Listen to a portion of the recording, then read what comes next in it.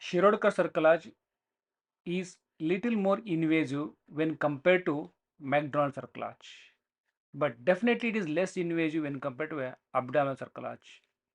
Whenever it is indicated, it carries a better success rate when compared to McDonald cerclage.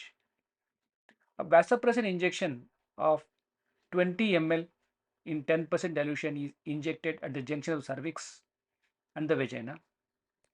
Just pushing with the fingers to separate the bladder from the cervix is sufficient to enter into the vesicovaginal space.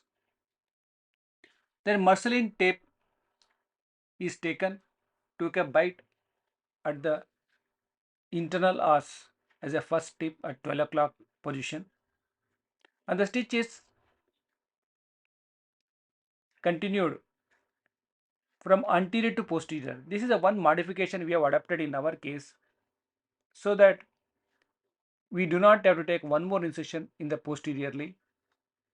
But in cases those who are having a short cervix due to cervical lacerations or congenitally very short cervix or any operation done on cervix where very short cervix is there, then you can take a stitch incision on the posterior cervix, separate the rectum and enter the rectovaginal space.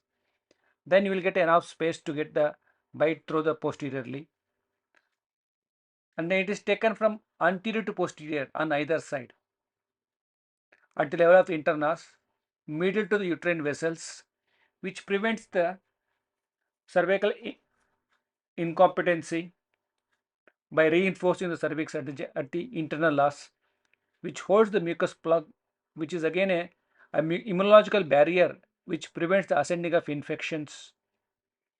And this is helpful in these patients in nearly 90 to 95% of the cases. It carries a very good success rate when compared to a McDonald cerclage.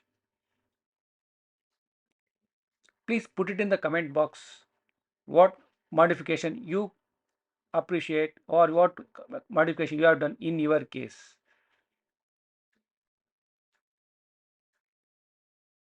So 5 to 6 bites are taken to secure the knots, and the transverse incision that was taken anteriorly is approximated using observable sutures.